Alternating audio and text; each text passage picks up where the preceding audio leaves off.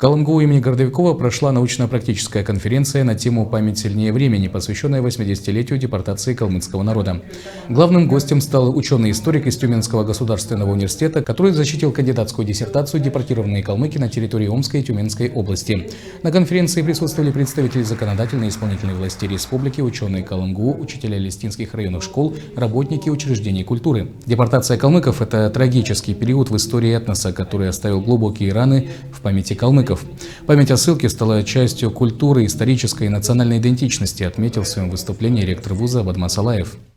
Мы проводим национальную научно-практическую конференцию «Память сильнее времени», которая посвящена 80-летию депортации калмыцкого народа.